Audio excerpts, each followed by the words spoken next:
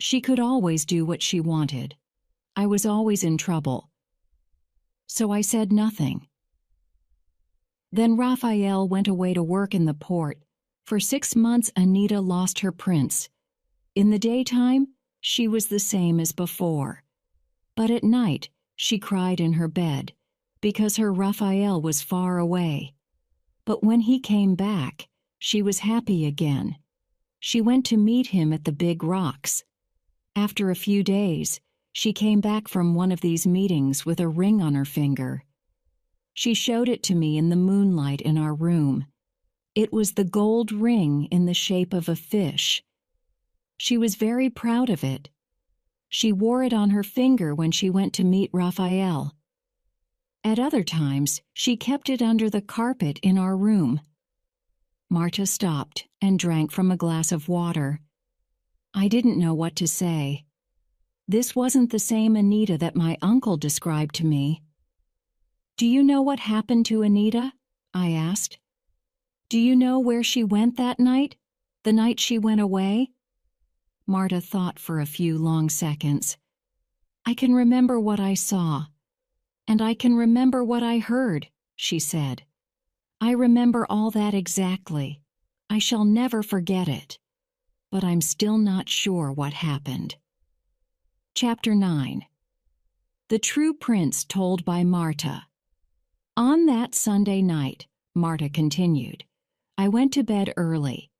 About 8 o'clock, I think, like most younger children. My father was in the living room. He was talking to the soldier. The soldier stayed for a meal that evening. I could hear their voices through the walls. They had the new paraffin lamp in there with them, I remember. It made a bright light in that room. Anita was in our room, too. Father sent her to bed because the soldier was there. She was lying on her bed and reading by the light of a small oil lamp.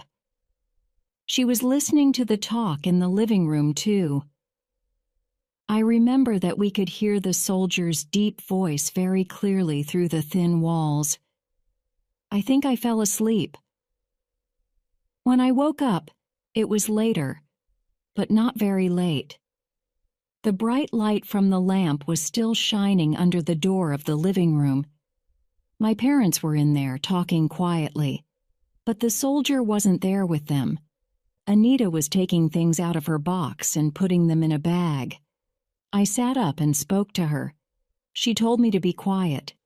She continued taking her best dresses out of the box and putting them in the bag. I asked her what she was doing. "I'm going to meet my true love, my true prince," she said. "I'm going away with him." She laughed and sang quietly, "The girl with the magic ring will always know her true love." She told me to say nothing. Then she went very quietly to the back door and went out into the dark night. Her hand quietly pulled the door closed behind her. On her middle finger, she wore the gold ring shaped like a fish. I went to the window and looked out. I was terribly afraid. I knew Anita was a silly child, but this was very, very wrong. If Father finds out, he'll kill her, I thought. He gets angry very quickly, and he's very strong. But I was afraid of Anita, too. So I stood there looking out of the window. I cried quietly. There was no moon, and it was very dark. I heard music playing in the cafe along the beach. It was a nice song, a slow song. I listened to the music and the soft sound of the waves on the beach. Soon I felt a little better. After a long time, I started to feel cold. So I went back to my bed and fell asleep. I woke up again much later. The house was dark and quiet. My parents were asleep. Nobody was talking anywhere in the house. Anita's bed was still empty. I went to the window again. The moon was up and I could see the houses along the beach. There was still a light in the cafe and music playing. I went back to bed. I cried until I fell asleep. I hoped that it was all a bad dream. When I woke again, the first gray light of the new day was in the room. Anita's bed was still empty. I lay in bed with my eyes closed until my mother came to wake us. When she found Anita's empty bed, she started to shout and scream. Then I opened my eyes. I soon started to cry too. I never told them where she went or what she said. There was terrible shouting and crying in our house that day. But we never saw Anita again. "So you think she went to see Raphael that night?" I said slowly. "Oh no," said Marta. "I think she went to meet the soldier Carlos. That's why she called him her true prince. He was like someone in a story, you see. First, the beautiful princess falls in love with a poor fisherman. Then either he turns into a handsome prince or a real prince comes along and takes her away to his palace. I'm afraid Anita was quite a silly girl, really. She lived the stories in her head." After the soldier came to the village, she started to meet him at night. She went to the same place in the rocks. But she was meeting the soldier, not Raphael. She went there many times. Then, that night, she didn't come back. She went away with him in his boat. In those days, perhaps, a boat with an engine was like a magic carpet. "But she was wearing the gold ring when she went?" I said.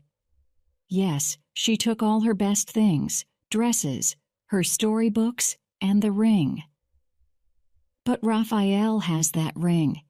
He has worn it round his neck for more than 13 years.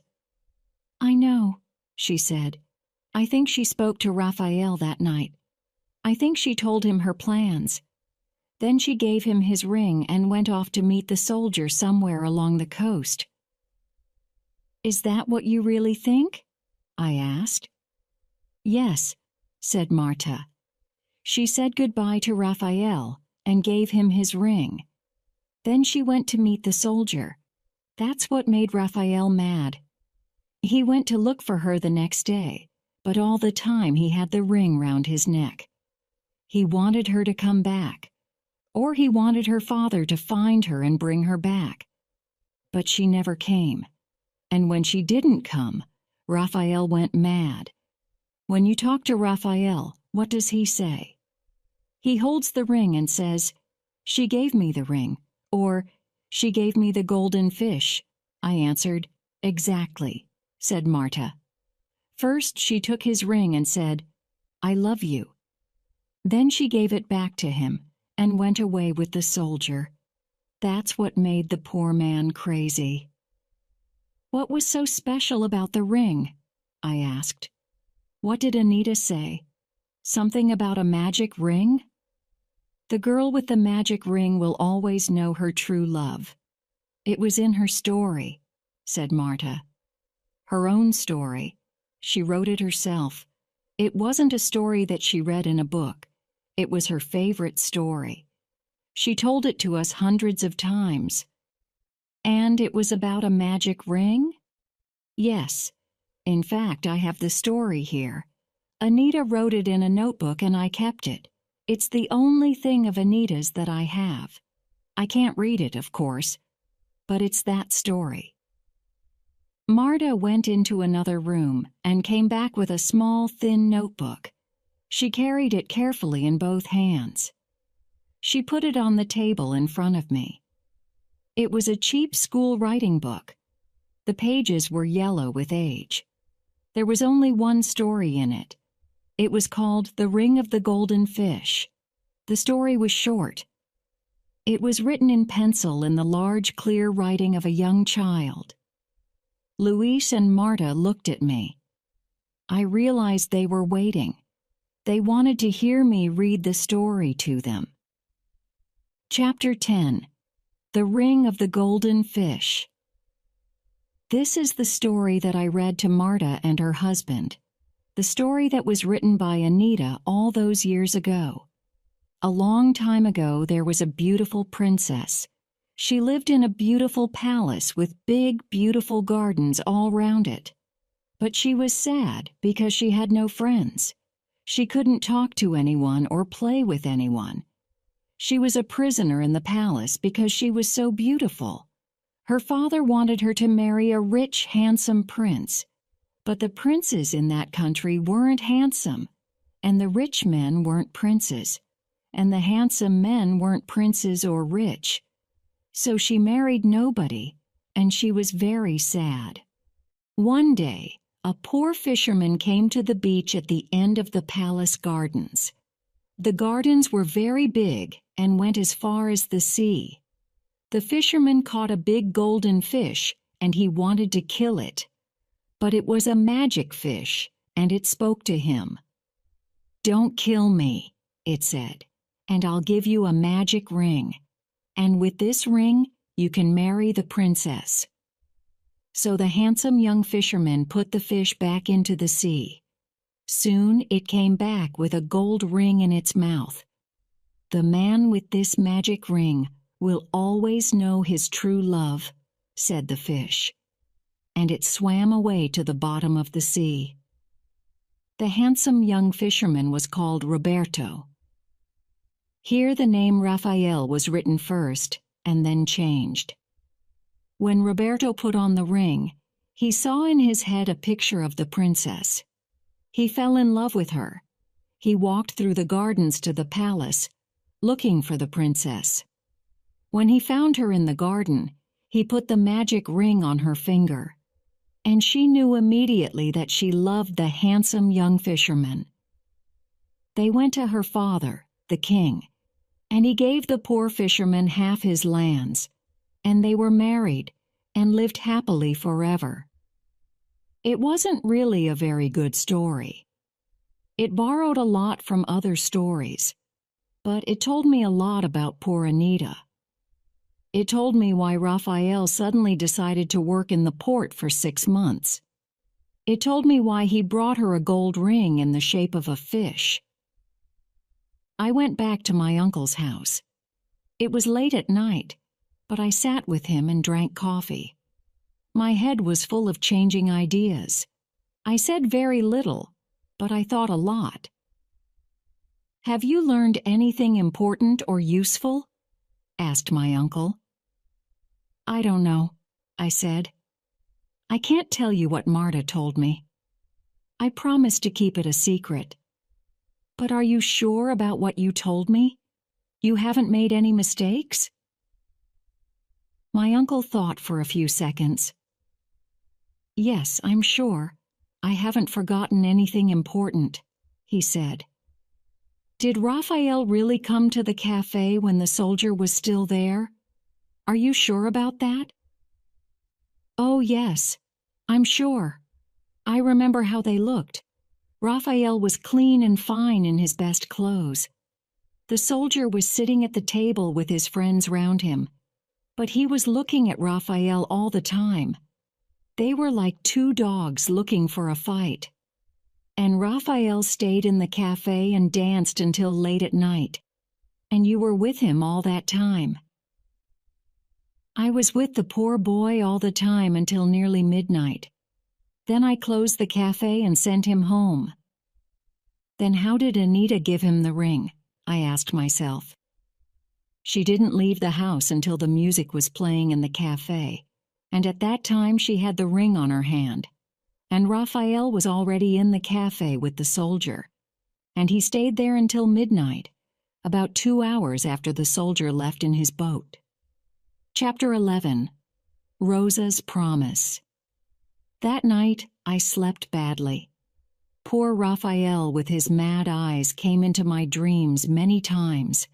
He was holding the gold ring. He was showing it to me and asking me to help him. The next morning, I sat outside my uncle's house. I looked out at the calm blue sea. I was very tired and unhappy. Soon my uncle came out and sat with me. His wife Rosa brought out coffee and eggs for us.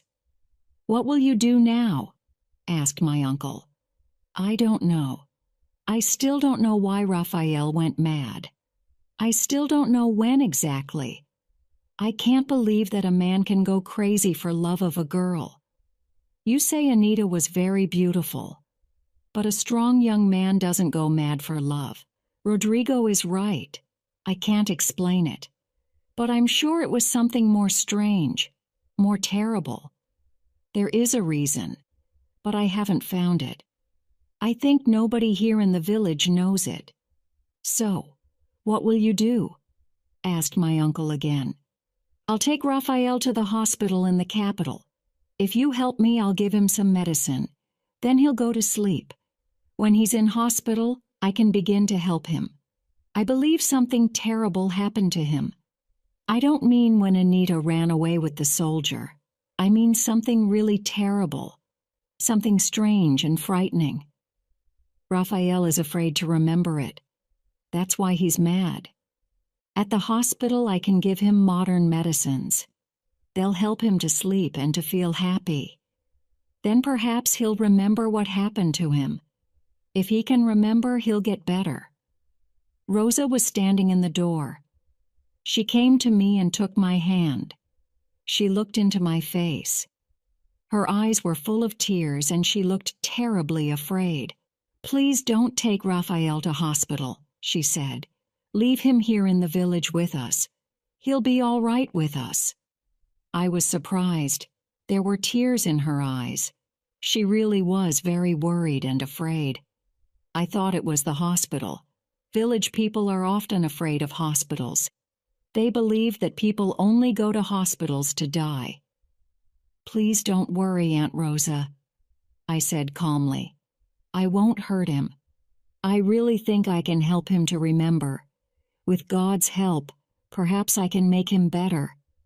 He mustn't remember, she cried. He's mad because of his crime. He went mad because of the terrible thing that he did. He mustn't remember.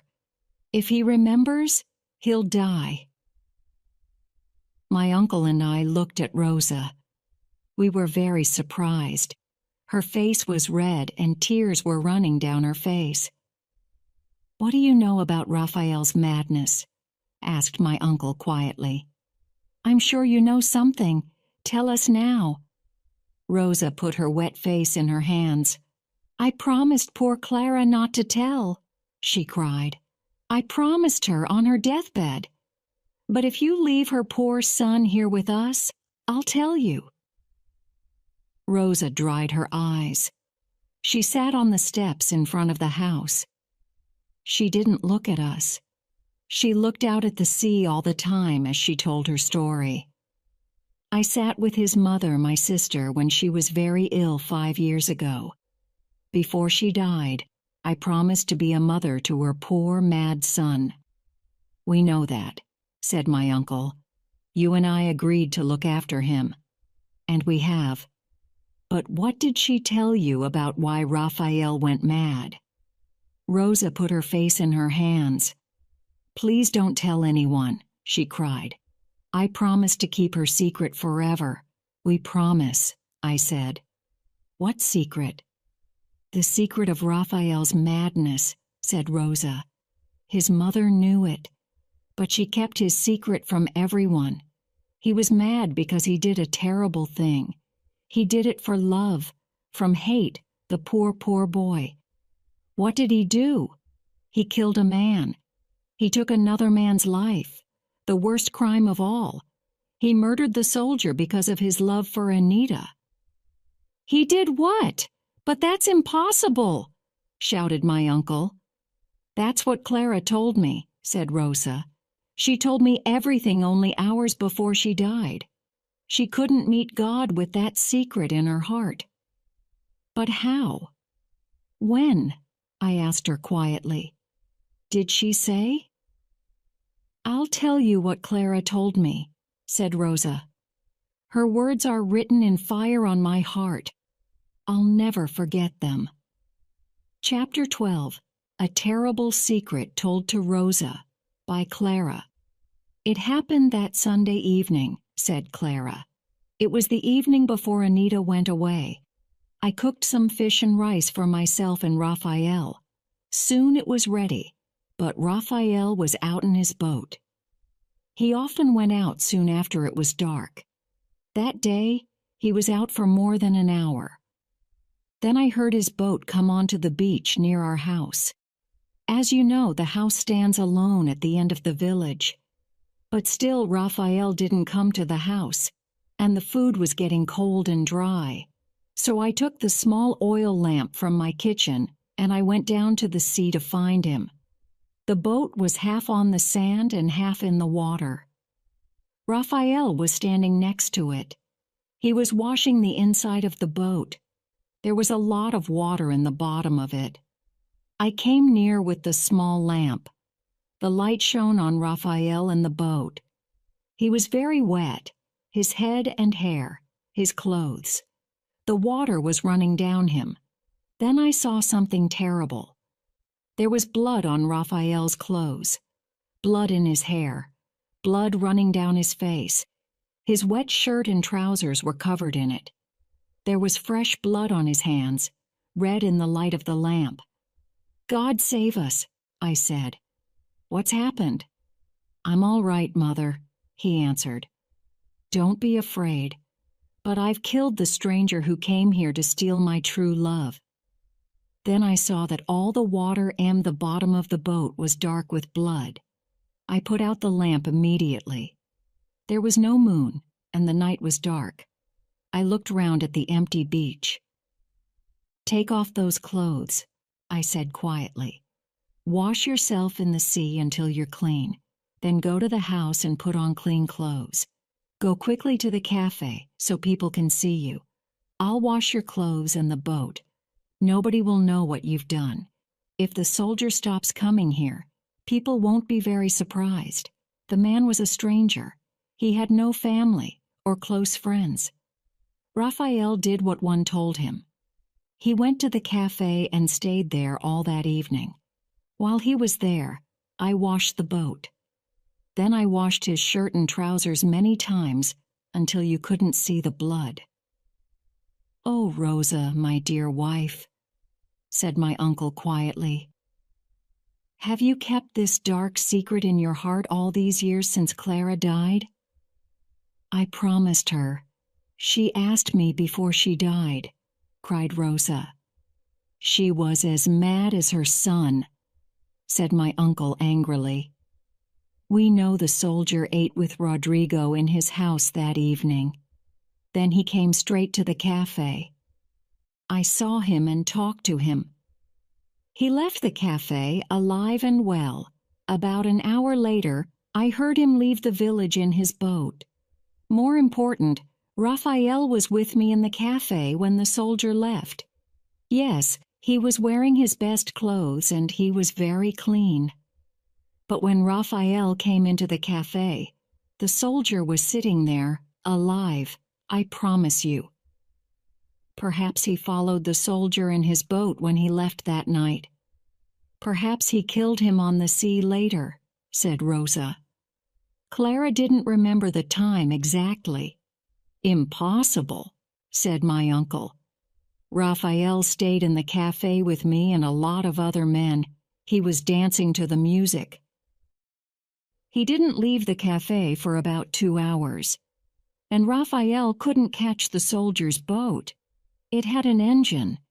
It was a very fast boat." "He killed someone," said Rosa, "and he thought it was the soldier. I don't know who he killed. But that's what his good mother told me. I must believe her. Perhaps Raphael thought he killed the soldier. Then later he saw him in the cafe and went mad. It was still a terrible crime. Perhaps that's why he went crazy. But who did he kill? No, it's impossible." Rosa ran into the house crying. My uncle and I looked at the empty blue sea. We didn't speak for a long time. There was food on the table, but we didn't feel very hungry. "Is it possible?" I asked at last. "What?" "That Raphael killed somebody by mistake. It's not possible." But his mother's story. "Listen," said my uncle. "I'm not stupid. When Raphael came into the cafe, he saw the soldier. He didn't look surprised. He didn't even look angry. They both listened to the music for about an hour. Raphael was happy. He was smiling and dancing. "All right," I said. "I believe you. I believe everybody. But this mystery is going to make me crazy soon." Chapter 13. In the hospital. All that morning, my head went round and round. It was all impossible. I took a notebook and wrote some questions in it. I still have that notebook with me. Sometimes, when I start feeling very proud of myself, I read it. Question 1. Did Raphael kill someone? Is that why he went mad? His mother thought he did. She saw him covered in blood. But who did he kill? Not the soldier. He left the cafe when Raphael was still in it with my uncle. Not Anita. She was with her sister until the music started in the cafe. And Raphael was inside the cafe then. So who? Impossible. Question 2. Was the soldier killed, or did he only go away? If he was killed, who killed him? Not Raphael. He was in the cafe until midnight. Not Anita. She was a child and loved him. Who could kill him? He was a strong young man, a soldier, and he was friendly with everyone in the village. Impossible. Question 3. Did Anita run away with the soldier, or was she killed too? If she was killed, who killed her? Not Raphael. He loved her, and he was in the cafe all evening. Perhaps the soldier, and he then ran away. But why? He loved her and wanted to marry her. And if the soldier killed her, why did Raphael go mad? Impossible. I read all my notes and questions again and again. Everything seemed impossible. Suddenly, I looked at them again. There was someone in the village who was big enough and strong enough, someone who could kill the soldier. He had a good reason to kill him. There was someone who had a good reason to kill Anita, too. Perhaps he saw her leaving the house with her bag that night. Perhaps he followed her along the dark and empty beach, quietly through the soft sand. Perhaps he saw her meet the soldier. Perhaps he killed both of them and put their dead bodies deep in the sea. There was another man who loved Anita, and that man could kill her for running away. He was big enough and strong enough to kill the soldier. That man was Rodrigo, her father. But then the wrong man was mad. I am a doctor, not a policeman or a detective. I believed I was a clever man, more intelligent than the people of the village. I was too proud of myself. I told my uncle and all the people of the village about my plans to help poor Raphael. I, the great doctor from the university in the city, could make him well again. I was too proud. I spent a week in the village, and I talked to a lot of people. But I still knew nothing about Raphael's madness. I still had no idea what happened to the soldier or Anita. I couldn't be sure that Rodrigo killed them. It was a stupid idea. I didn't really believe it. I promised Rosa and Marta to tell nobody what they told me. It was our secret. I went back to my hospital to do my work. I wasn't so proud. I decided not to think about what happened in the village. It wasn't a good idea to try to change things. I heard nothing from my uncle or anyone in the village for almost a year.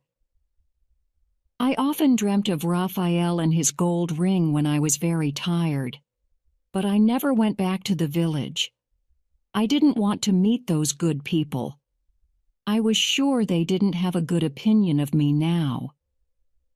Then, one day, a fisherman brought a note to the hospital. It was written by Rodrigo, the shopkeeper. It said, Raphael is very ill. We think he's dying. Please come immediately. Only you can help us. Please come. Remember my dear daughter Anita and poor mad Raphael and help us. Your uncle asked me to write this letter, but I want you to come too. Perhaps at last we can find out what really happened to my daughter all those many years ago. Rodrigo Garcia. I took a small ambulance from the hospital and went to the village. I was there in a few hours. I went straight to my uncle's house. Raphael was there, lying on a bed. Rosa was putting cold, wet cloths on his head. Raphael was very thin and yellow. When I came into the room, he coughed weakly. Blood ran from his mouth. Rosa washed away the blood with another cloth. It was already red with Raphael's blood. "It's tuberculosis," I said immediately. "He's very ill." "Yes, I know," said my uncle. "That's why I asked you to come. It's very bad. I don't think there's any hope for him." "I'll take him to the hospital," I said. "I've got an ambulance with me. With medicines and nursing, perhaps we can still save him. But there's not much hope for him. He's very weak." We put Raphael in the ambulance, and I took him back to the hospital in the city. He was almost dead. We washed him and cut his hair and beard. We put him in a clean bed and gave him medicines. I sat by his bed for 8 hours. He didn't move. He lay like a dead man. His body temperature was very high. Then, very slowly, it began to fall, and he fell into a quiet sleep. 2 days later, he opened his eyes. He was still having medicines, and he was very weak. He lay without moving. Only his eyes moved. He looked round the strange white walls, at the plastic bottle above his head. He looked at me in my white coat at his side. "Am I dead?" he asked, very quietly. "No, Raphael," I said. "You're in hospital. I'm a doctor. Miguel, the owner of the cafe in your village, is my uncle. Don't be afraid. We're trying to make you well again." His mouth moved in a tired smile, and he fell asleep again. I brought a nurse to sit by his bed. "Tell me if he wakes up, or if he gets worse," I said. Then I went to my room in the hospital and fell on the bed. I was asleep in a few seconds. There was little hope for poor Raphael. He was thin and weak after all the years that he lived on the beach. For years he ate very little. He slept on the cold, hard ground. The tuberculosis was very bad. He was very, very ill. But he wasn't mad. He could speak very little. Most of the time he was very tired. But when he spoke to me, his words were clear and calm. He lived for 6 days in the hospital. He slept. He woke. And when he was awake, he talked to me. Coughing blood, he told me everything. Then, on the 6th day, he fell quietly asleep. And after a few hours, his heart stopped and he was dead. After his long years of pain and madness, I was happy that his death was quiet and easy at the end. He did a terrible thing, a terrible crime. But he paid for it with long years of madness. I have written his story down here. One day, perhaps, people will read it, but not until all the people in it are dead. Until that day, it must stay a secret. Chapter 14. The Murder. This is what Raphael told me. Raphael always loved Anita. He couldn't remember a time when he didn't. It was a small village, and the children always played on the beach. Anita and the other girls watched the fishermen. The men cleaned their boats and mended their nets. Raphael fell in love with Anita when they were still children. He loved her, and she loved him, or she always said so. But her father wanted her to marry a rich man. A fat old man, perhaps, old and ugly. But he must be rich and important. Raphael could do nothing to change Rodrigo's plans. There was a place in the rocks at the end of the beach to the west. The children often played in it. It was like a little house in the rocks. In the evenings, Raphael sometimes met Anita there. She came out of her house very quietly and ran to their secret place in the rocks. There she and Raphael talked for a few golden minutes. Then she ran home again, afraid of her father. Anita was only 15 years old at that time, but her head was full of the stories in her books. She was sure she was in love with the handsome young fisherman. Raphael brought her the gold ring. It was like the magic ring in her story. Her father didn't accept it from Raphael, but Raphael gave it to Anita in secret, when they met later in their secret place in the rocks. The ring was the promise of their love. She wore it when she was with him. At other times she kept it in her room, in the secret place under the carpet. But then the soldier came to the village. He was an older man. With his bright eyes, his long hair, his boat with an engine, he was much more exciting than Raphael. When he talked with Rodrigo about his life and his travels, Anita heard his stories through the wall of her room. These stories were more exciting than magic lamps and talking fish.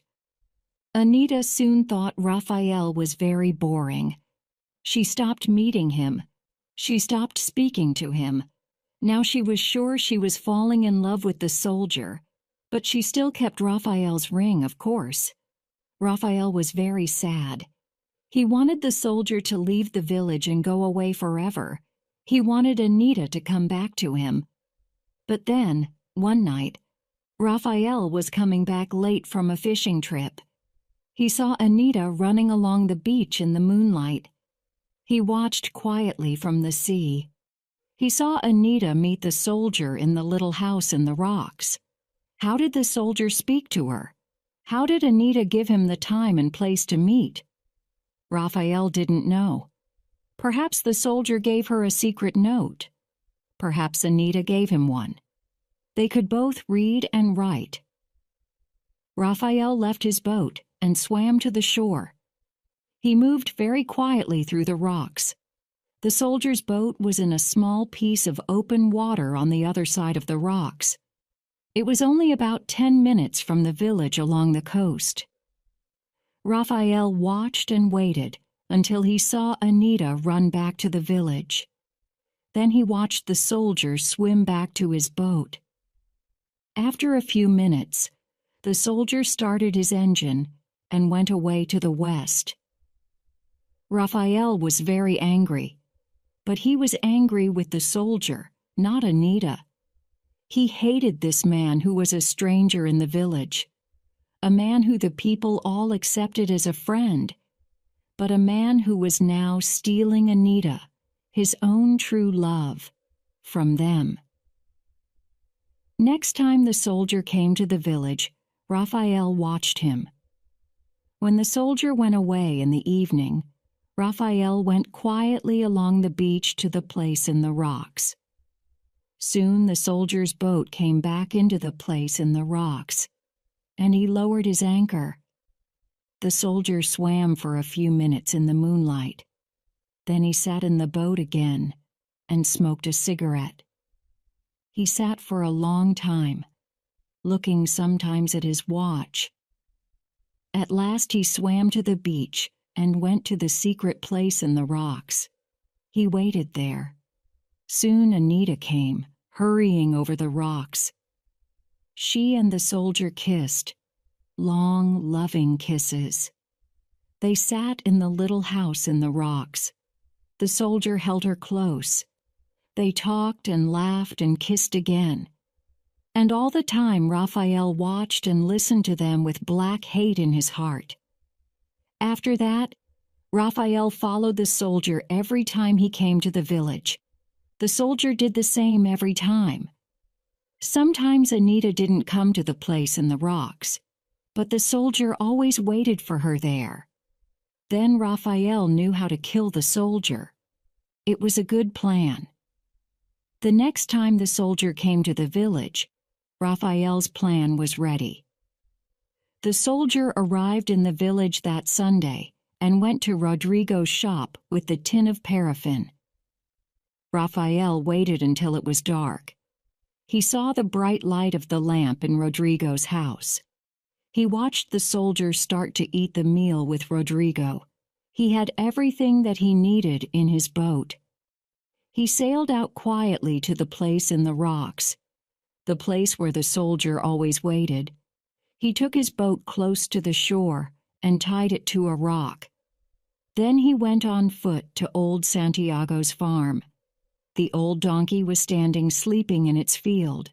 Raphael walked with it down to the beach near his boat. It wasn't very far. There he took the old donkey into the water and then killed it. He put the dead animal into his boat and went out into deeper water. He went to the place where the soldier usually left his boat.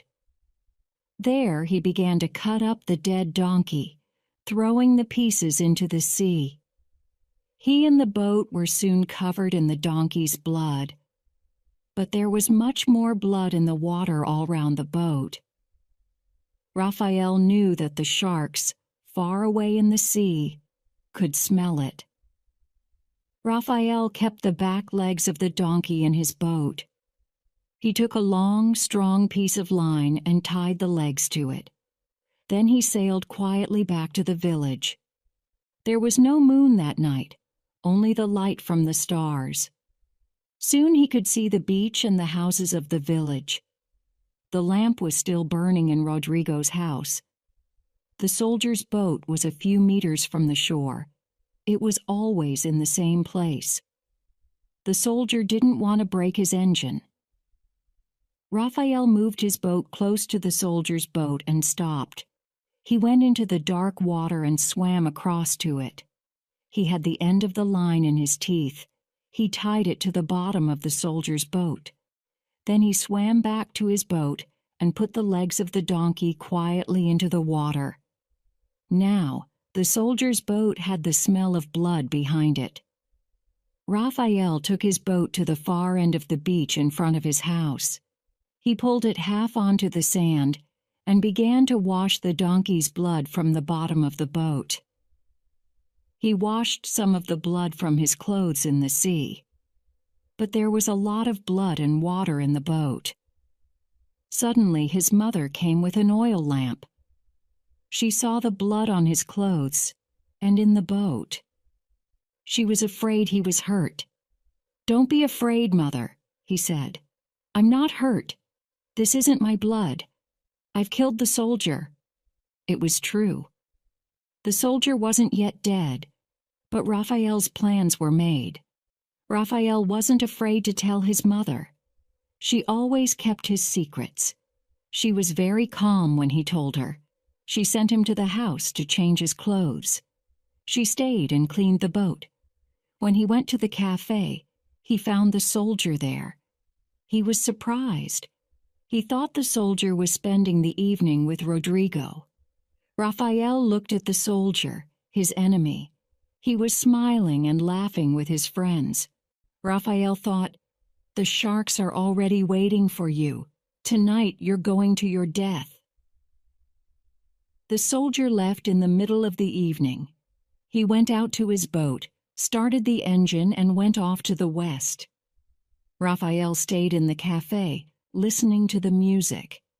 He was afraid, but he was excited too. When he heard the music, he began to dance to the songs. Eyes closed, he saw in his head the soldier's boat. It went through the dark night. Behind it, the red line of blood, dark in the water. the engine stopped. The boat came quietly back to the secret place in the rocks. The soldier waited in the moonlight, smoking a cigarette. Perhaps then, he jumped into the dark sea for a swim. Something was waiting there, something big and hungry. It moved fast through the water. Perhaps there was time for one short scream. Then all was quiet again. The dark waters were calm, and the soldier was gone forever. Raphael danced and smiled and saw these pictures again and again. He stayed and danced until midnight. Then he went back to his house and went to bed. But he slept only for a few hours. Before the first light of day, he got up quietly and went out of the house. He took his boat along the coast to find the soldier's boat. The boat was there in the place in the rocks. It lay empty and quiet in the water. Raphael looked for the soldier in the sea and on the land, but there was no sign of him. Nothing was left of him. Raphael saw the long shadows of sharks still swimming in the water near the boat. The boat's engine was above the water.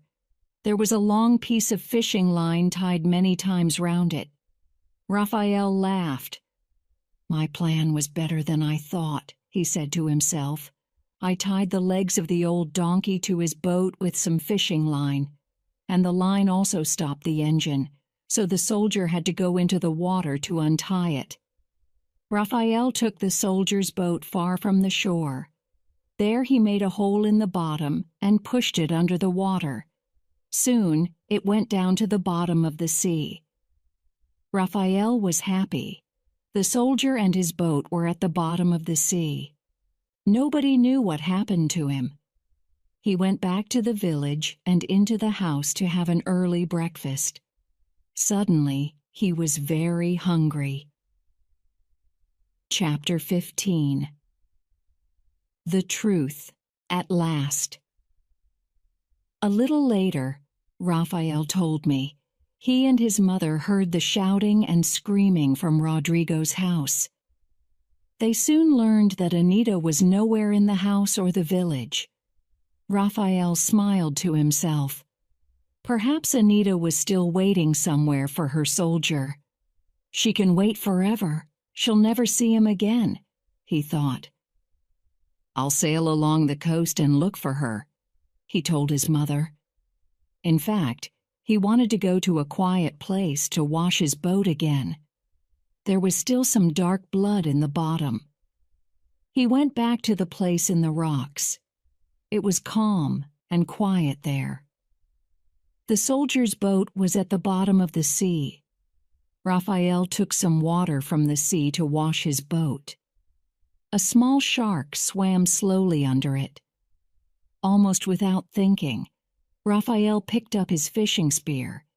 He hit the shark hard through the back of the head. Its blood came out into the clear water.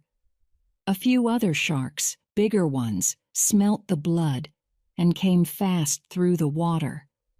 They began to bite at the dying fish with their great, sharp teeth. They fought, biting great pieces off the dead shark. Raphael decided to catch one or two and cut them up in his boat. He wanted their blood to be in the boat with the donkeys. A white shark about 3 meters long was pulling at the dead one. It lay in the water next to the boat, not moving. Raphael killed it with his spear and put a line round its head. Then he pulled it into the bottom of the boat. Raphael took his knife and cut the shark open from neck to tail. Pieces of meat, fish, and hair from its stomach fell out into the bottom of the boat. There was a large piece of donkey skin with its gray hair. Raphael moved it with his knife. In that second, the world stopped. Raphael's blood seemed to freeze inside him. The sky went dark. He couldn't move. In the pile of meat and fish in the bottom of the boat, there was a hand. A complete hand, white and clean. It was cut off at the wrist with one clean bite. It was a small hand with small, pretty fingers. The fingernails were long and pink. They weren't bitten or dirty or broken by housework. And on the middle finger of the hand was a gold ring, a ring in the shape of a golden fish. Raphael gave one great scream. He held his head in his hands. He knew now where Anita was. The night before, when the engine of the soldier's boat stopped working, she was there in the boat with him. Then he went into the water to look at the engine. She stayed in the boat. She saw him when the sharks killed him in the dark water. Perhaps she tried to pull him into the boat. But then she too fell into the blood-red water. And there she spent the last terrible seconds of her life with her true prince, the soldier.